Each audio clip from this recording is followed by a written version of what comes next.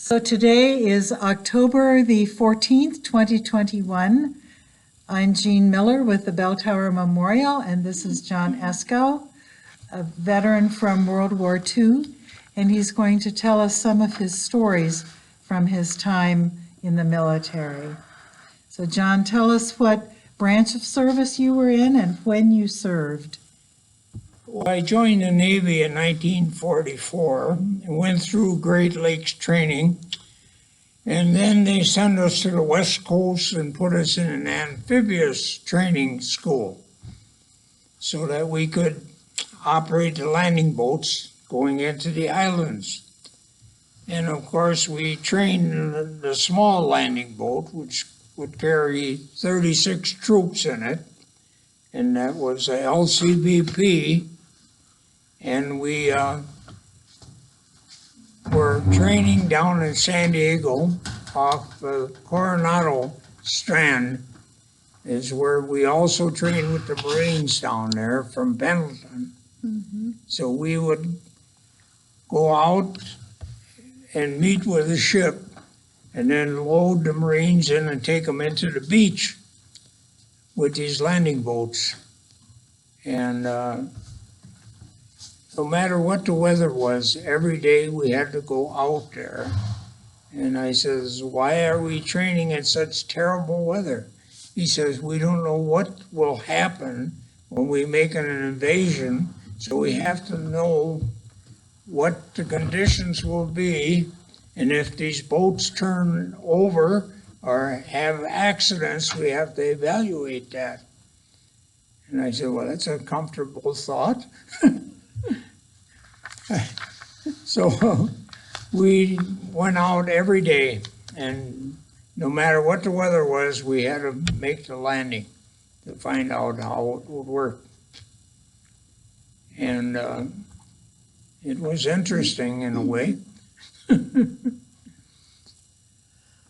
So after you were at Great Lakes, Yeah. did you go directly to the West Coast to get a ship, or did you go No, for somewhere else for training? Went for the training was at San Diego, where we trained at Coronado Strand, where we met with the Marine Corps from Pendleton, and we trained with them there because those were the people we would be hauling into the beach. And we were all a bunch of young guys, mostly 17, 18, 19, just kids out of school. Yeah, we're talking close to the end of the war here. Oh, this was 44. We're still pretty active yet. Oh, sure. As we found out when we got. So from there, funny part of it was I was ready to go to Iwo Jima. That was the first landings we were going to make. Well, I went in on a Liberty that weekend, and I come back to the base, and we were out on a maneuver out in the harbor there, and I got sick. And so they took me to the hospital. I had scarlet fever. Oh, my goodness. So that delayed my trip to Iwo Jima. So then I spent a couple weeks in the hospital, put me back through maneuvers again to make sure I was capable, then shipped me out to Pearl Harbor to meet with a convoy out there to proceed out to Okinawa. That would be my landing. So what kind of a ship were you on at that point? Well, they put us on troop ships with 1,600 other guys down in the hole. Cozy. Yeah. Well, while at Pearl Harbor, I slept in a tent. And guess what happened to me? You got sick again. No, a spider bit me. Oh, no. And my leg blew up and I couldn't even stand up. Delayed my trip. My sea bag was out in the field when I got out of the hospital. My group was gone. So then they reassigned me again. Now I'm on a larger landing craft, a LCT. We could carry 6 tanks or 400 troops on that landing barge. It was like a big pontoon boat. Imagine living on a pontoon boat for a year. For a year, wow. Yep, that's what I spent a whole year. Well, we made it to Okinawa. And our convoy, as we pulled in the harbor, we got attacked by 6 suicide planes. And I was the gunner on the ship. And I was firing a 20-millimeter cannon at these planes. So we knocked down 5 of them right away. But I seen one of them got right down by the water level. We couldn't lower the guns to that point. Some of the guys kept firing at the plane. We hollered, "Cease fire," because we knew that plane was heading for a ship. And these other guys kept firing, and they hit all the guys on the ship where the plane was firing. We, of course, stopped firing. And the ship was right in the position where we were a half hour earlier, and the plane hit it. Oh, my. So that was the first action we had. Wow. And it only took a few seconds to happen. Everybody. Yes. Well, from then on, every night and all day, we were on duty, firing at planes and doing whatever we had to, you know, because we were in a battle zone. And that was Okinawa. It took a while to take Okinawa, didn't it? We spent 6 months there. Mm-hmm. We landed there in May, and I think we secured the island by August. But then we stayed there until October, and then they ordered us up into Korea for a whole winter. Oh, winter? Yeah, on that same landing barge we lived on, which no insulation. Nice cold winter. Yes, Korean winters are cold. Korean winter. Mm-hmm. So where were you then at the end of the war? They converted me to being the cook on the ship. Oh, they did? Yeah. Okay. Because the guy that was supposed to be the cook got injured when we made the landing. So they said, "John, you're the cook's helper." And I said, "You guys are going to all die now."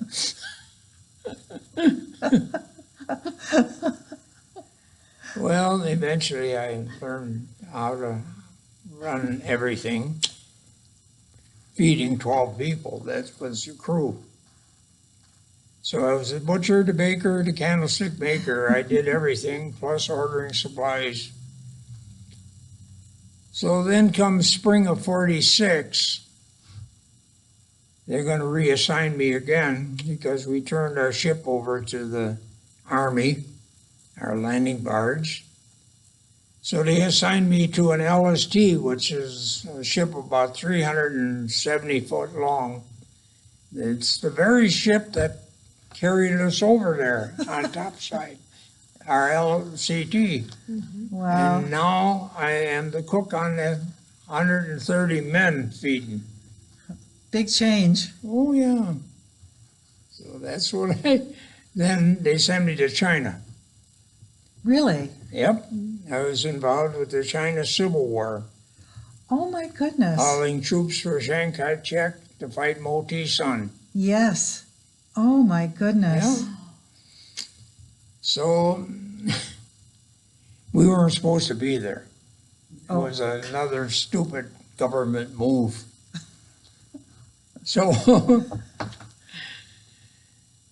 So we went up into Manchuria and first we went to Hong Kong and picked up 600 troops, put them down in a cargo hold. This was Chiang Kai-shek's army. They were nothing but peasants. They didn't know nothing about fighting. Mm-hmm. They came aboard the ship to get a meal, I'm sure. That's what they came aboard. So we hauled them all the way up into Manchuria. And we got up there, it was cold. And we unloaded these poor people. They had no decent clothing. I think they froze to death that night because Chiang Kai-shek was a crook. All he wanted was our money. He built his own empire after that, Taiwan. So did you have to feed all those Chinese as well as the No. crew? They fed them out of garbage cans. Oh, gosh. And they threw everything in the garbage can, rice and fish heads and whatever their meal was. Of course, to them, that was a meal. So anyway, they finally decided we weren't supposed to be up there, and they sent us down to Shanghai to turn our ship over to the Chinese now. Okay. So we got down there, and a Chinese crew came aboard, and I was fixing up the galleys so they could take over. They come in there, and I showed them how to operate a can opener. And I walked out, and I come back 10 minutes later, every can in the place open. And these yahoos didn't know how to run a cook stove. They were putting a bunch of wood, they were going to make a fire on the deck to cook their stuff. Yeah. And I'm hollering, I said, you dummies, that's the stove there. All of a sudden, two big guys come walking in, and I looked at them, they're not Chinese, Russian officers come Wow. aboard. And they start throwing the chinks out, and I says, who are you? We're bosses, we're Russians. I says, you're taking over the ship? Yep. Within 3 years, all of China was communist. We turned it over to the Russians. Truman made a big mistake. He didn't know. Russians were our allies partially during the war, but then Stalin came back and he wanted Russia, he wanted Korea, he wanted everything. And Roosevelt was so sick he didn't know what was going on. And he let the Russians take charge. And I was there and I seen what happened. People said, no, that isn't. I said, I was there. I seen it. So here I am, an old man. Wise beyond your years. With a lot of wisdom, a lot of stories, a lot of experience. And I can tell how people should get ahead. Even today, things can turn because, so you got to think, what's the future? So basically, I live very simply. I don't spend a lot. I drive a Jeep. Very self-sufficient. You drive a new Jeep. Well, a new one. Yeah. Well, you see, I worked with, when we were with American Motors, we bought out Jeep. So we had Jeep for, and that's what the other companies wanted us because we had the Jeep. And Chrysler wanted it, and for a while Mercedes wanted it, but it's still a good vehicle. Oh, yeah. But during World War II, those Jeeps weren't all Jeeps, they were Fords that were made into Jeep. Okay. See, Jeep was the Willys. That was the first Jeep. That was the Willys Okay, it car. was cold. Okay. Yeah, I go way back. And all that stuff. So you learned to drive when you were pretty young then? Oh, yeah. I was around 15, I guess. Because my dad needed us during the war to drive trucks all over Sure. the country. So what year did you graduate from high school then? Well, I didn't graduate. I just went into service, and then I had to take a test and get my high school diploma later. Uh-huh. But then I went to the Milwaukee School of Engineering for a year. Gave me some more experience. Sure. Was that GI Bill? That go was to on our MSOE? GI Bill, and we were the ones that built Milwaukee School of Engineering. All us veterans came back. And he had a real little dinky building on the east side there. It was an old schoolhouse. That's where Milwaukee School of Engineering was.